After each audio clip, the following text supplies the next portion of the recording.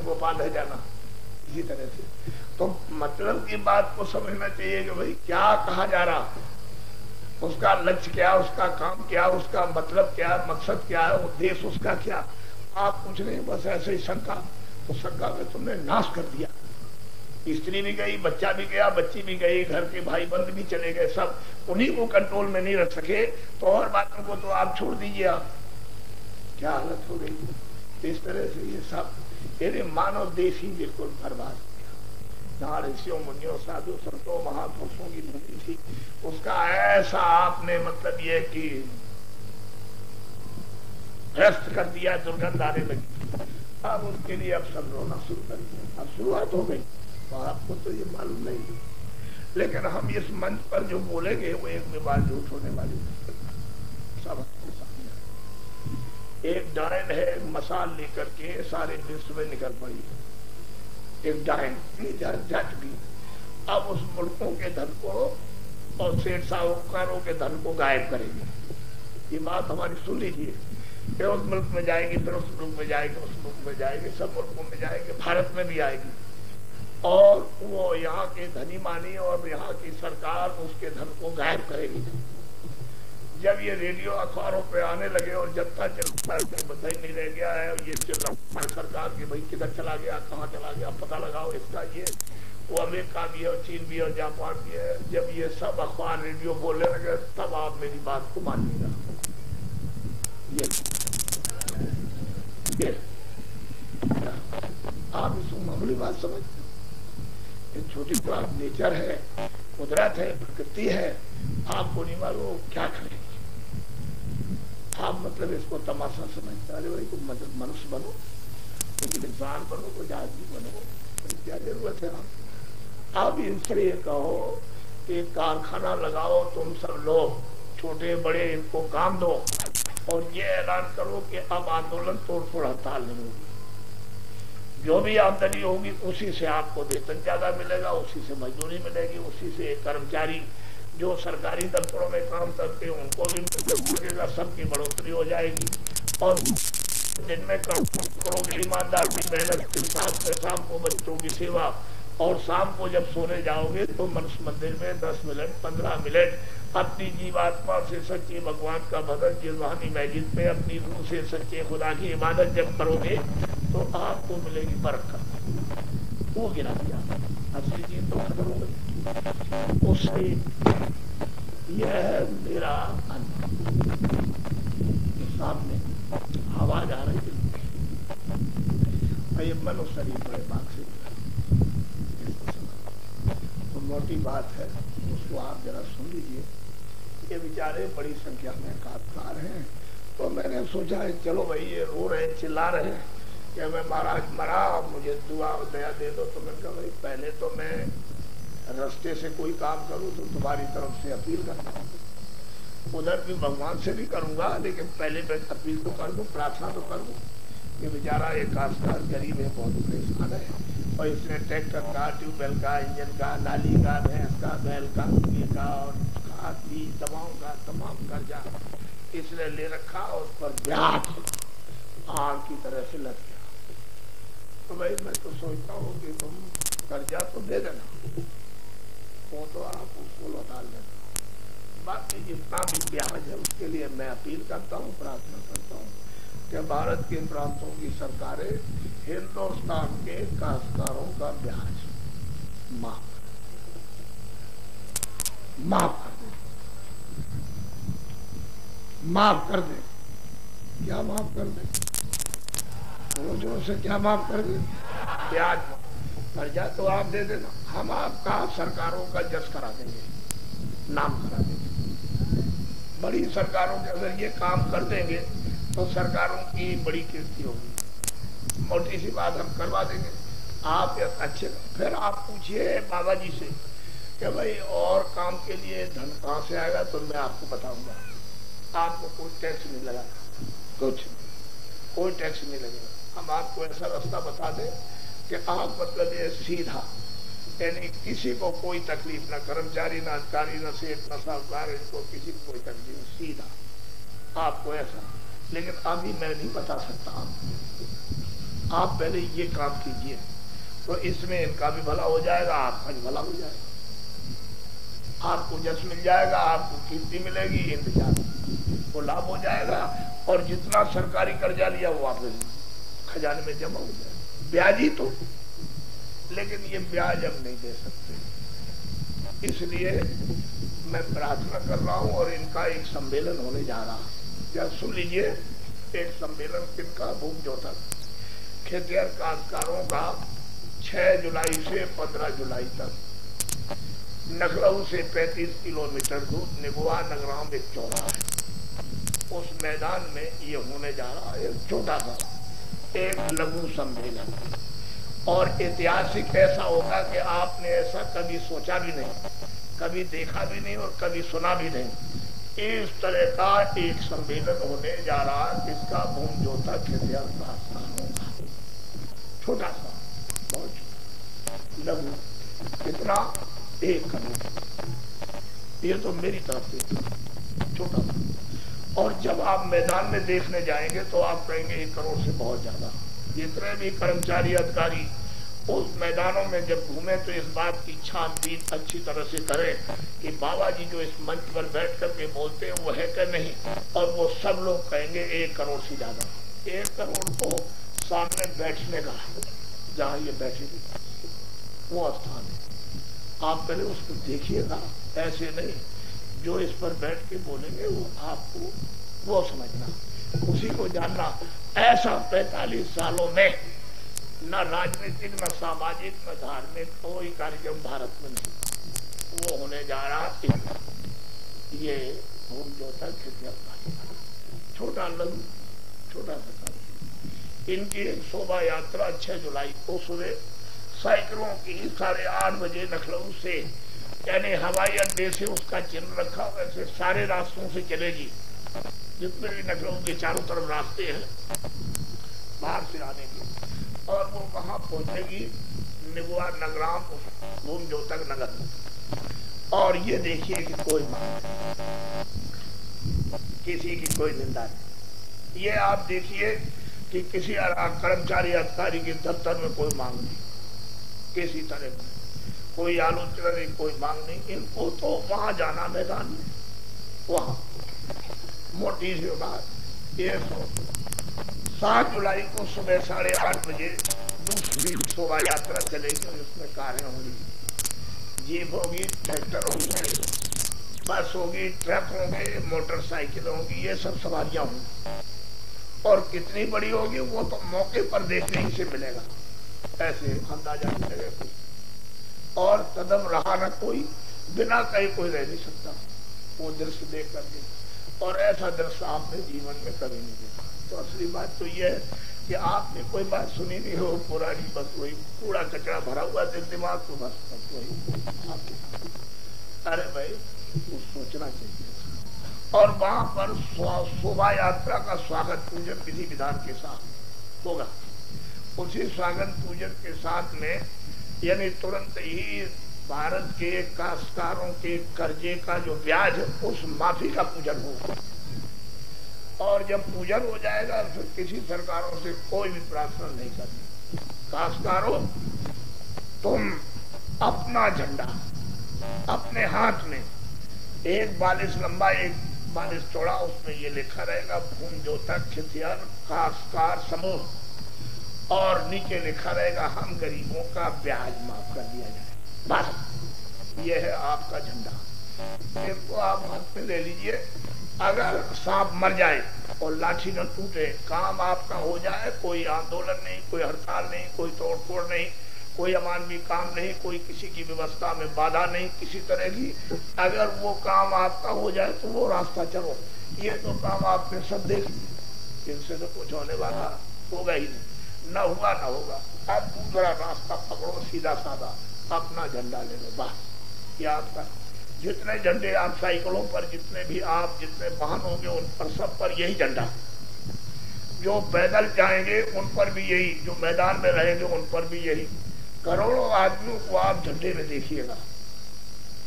ये तो छोटा सा एक लघु भूमि जोतक खेतिहर काश्तकार इनका सम्मेलन। आप उसको, और हम गरीब को देखिए हमने कितने देश में मेहनत की, आप इसको, और हमको ये देखिए हमको कुछ नहीं चाहिए। क्या चाहिए कि दिन में काम करो और शाम को बच्चों की सेवा करो और अतिथि की सेवा करो, फिर उसके बाद जब सोने जाओ तो फिर आप 15 मिनट 20 मिनट इस मनुष्य मंदिर में सच्चे भगवान का अपनी जीवात्मा से भजन भजन, सब चीजें वापिस हो जाएंगी, तुम्हारे पाप भी धुल जाएंगे, उससे भी तुम अच्छे हो जाओगे, रोग धोग भी निकलेगा, गरीबी भी तुम्हारी जाएगी, झगड़े भी तुम्हारे जाएंगे, मारपीट भी तुम्हारी, हिंसा भी तुम्हारी जाएगी, रास्ता नहीं बदलोगे तो ये बड़ा भारी नुकसान होने वाला। अभी तुमने मुसीबत क्या देखी, आगे बड़ी भारी तकलीफ आ रही है। अभी ना आपने बीमारी देखी, महामारी, ना आपने सूखा, ना काल, ना भूखमरी, ना कोहराम, ना कोलाहल, आपने अभी ये कुछ नहीं देखा। तकलीफ आगे आने वाली, उस तकलीफ के लिए बचाव वो हम आपको संकेत देते हैं। पीछे से जब आ जाएगी तो फिर आप कुछ नहीं कर सकते हो, बचाव करोगे तब तो ठीक है, और नहीं तो पीछे से मत कहना कि बाबा जी ने कहा तो ऐसे तो मैं इस इलाके में नहीं आया, ऐसे तो तमाम तो सत्संग किया अगल बगल से निकल गया हूँ, इधर भिकापुर में इधर उधर।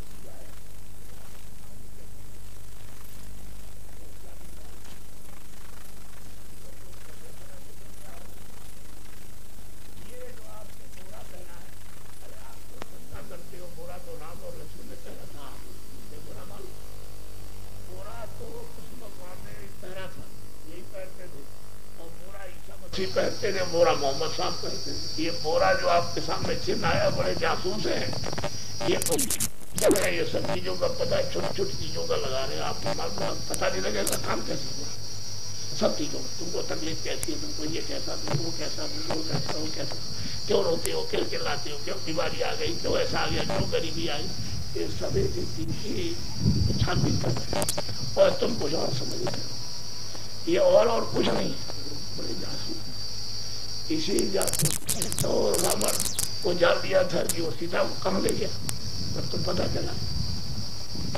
ऐसे कैसे मालूम होगा आपको, ये कुछ नहीं मालूम, इसलिए धोखा मत खा जाओ, अपनी बुद्धि का उपयोग सब लोग, अकल को काम में लो, अच्छा रहेगा। और हिंदू मुसलमान सब मिलकर के रहो, बहुत अरे किसी की जमीन नहीं है, ना तुम्हारा मंदिर, ना तुम्हारी मस्जिद है, ना गंगा, ना तुम्हारा कावा, किसी का नहीं है। जिस्मानी मस्जिद ये उस खुदा ने थोड़े दिन के लिए दी है, इसी की कदर और वक़्त करो। ये मंदिर है, इसकी इज्जत संभाल करके करो और से इस जीवात्मा को जगाकर वापस ले चलो उन दिव्य देशों में, दिव्य लोकों में, जहाँ लोग कोई मरते नहीं, जलमते नहीं, दुख नहीं है, पीड़ा नहीं है, रोग नहीं है, बीमारी नहीं है। अरे जल्दी से ले चलो, इससे जाने का रास्ता है, दूसरे शरीरों से रास्ता नहीं मिलेगा। तो वैसे कहते हो भारत कुछ नहीं, अरे शरीर जब जिस्म खाली हो जाएगा तेरा आया है कुछ नहीं, बस चला जाएगा, बात था कुछ नहीं। जैसे भगवान ने एक चीटे की तरफ इशारा करके कहा कि कितने दफे चक्रवर्ती राजा हुए थे, अब इसकी ये गति है, चीटा हुआ।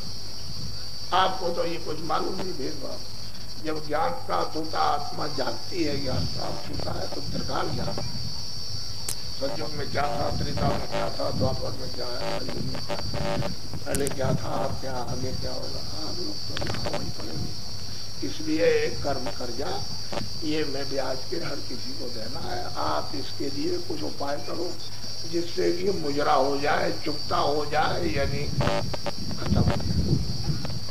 और नहीं करते हो तो यही जीवात्मा सीधी जाएगी। अरे भाई जब तुम कहते हैं कि तपस्या करो तो माया लुभा लेती है, अरे भाई कुछ ले लो, कुछ ये ले लो, कुछ धन दौलत ले लो, कुछ ऐसा वैसा, कुछ राजपाट ले लो, तो जब मोहित हो गए और बुद्धि का हरण हो गया, कर अच्छा राजपाट दे दिया तो राजपाट मिला, फिर भोग होगा, तो सीधा नरक का रास्ता खुल गया।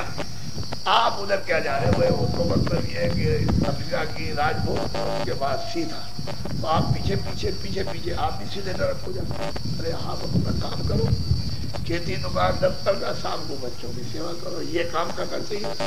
और फिर जो समय थोड़ा बहुत बचे तो 15-20 मिनट उसमें मनुष्य मंदिर है, ये 2400 घंटे देववाणी, आकाशवाणी, ब्रह्मवाणी, 2400 घंटे परमात्मा जीवात्मा को बुला रहा है कि मेरी आवाज को तू सुन ले।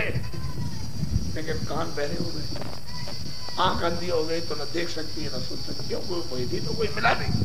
वेदी अगर मिलता कि तेरे कान बंद है, तेरी आंख बंद है और तू ले अपना ऑपरेशन करा ले, उसमें दवा लगवा ले तो जल्दी से पर्दा साफ हो जाए, तेरे कान भी खुल जाए, आंख भी खुल जाए, तो तू उसकी वाणी को सुन, उसकी आवाज को सुन, तो उसके रूप को देख, उसके देश को देख, उसके आनंद को ले। तो वो तो कोई भेदी तो मिला जानकर वैसे। खैर अब तो चीजों का है, तो मैं इशारा आपको मैंने कर दिया, आगे समय खराब चीजें ध्यान में रखता, एक तो साकारी हो जाओ सब, कोई हमसे कोई मतलब नहीं। साकारी का मतलब अनाज है, सब्जी है, सूखे गीले फल है और घी दूध है, 100 बार खाओ। मैं आपसे मना करूं तब आप कहना। और कपड़े जितने पहन सकते हो दिन में पहनो, 100 कपड़े बदलो, अच्छे मकान में अच्छी झोपड़ी में रहो। दूसरा यह है कि बीड़ी पियो, का पियो, तमाकू। मैंने तो कभी पिया नहीं, मुझे तो मालूम है नहीं, आप ऐसा कोई नशा मत करो कि जिससे बुद्धि पागल हो जाए। चले जा रहे हो, गड्ढा मिला, पैर पड़ गया, नीचे गिरे, टांग टूट गई, इससे लड़ गया, मर गया। ऐसा नशा न रामायण कहती, न गीता कहती, न महात्मा फकीर, न कुरान कहती।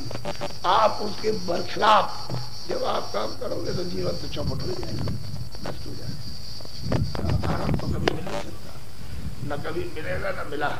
इसलिए ये नशा ऐसा न करो, बुद्धि नाशक, बुद्धि पागल, वो काम का बीजिए बहुत बना। अच्छे कपड़े, अच्छा खाना, अच्छे फल आप 100 बार खाइए, तो इससे क्या होगा, शाकाहारी से शरीर स्वस्थ रहे, निरोगी रहेगा। और अशुद्ध आहार से शरीर रोगी, अशुद्ध आहार से अशुद्ध बुद्धि, शुद्ध आहार से शुद्ध बुद्धि। समझ लो आप अच्छी तरह से। तो आपके हित के लिए फकीर महात्मा बात करते, अरे बच्चा ये मत करना, ये तेरे लिए बड़ा संकट है, तो रोएगा चिल्लाएगा, कोई तेरी सुनेगा नहीं, तो आप उनकी बात ही नहीं मानते, सुनते ही नहीं हो, उनको अपना ही नहीं समझते हो, तो समझते हो दुश्मन आ गए।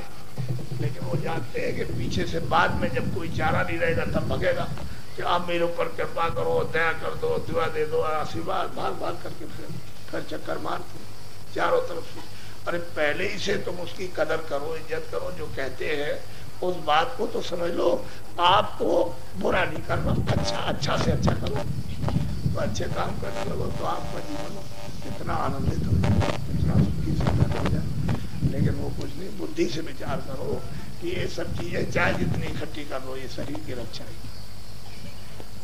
साथ ले जाने के लिए नहीं।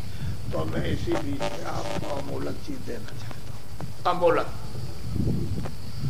आत्मधन, ये तो संसारिक क्षण भंगुर सामान है, मिटने वाला, और वो आपके साथ न आया न जाएगा। अब वो आत्मधन है जो आपका खजाना गड़ा हुआ है, आपको मालूम नहीं है कि कैसे बुधा जाएगा और कैसे मिलेगा, तो उसको कहते हैं आत्मधन, रूहानी खुदाई खजाना।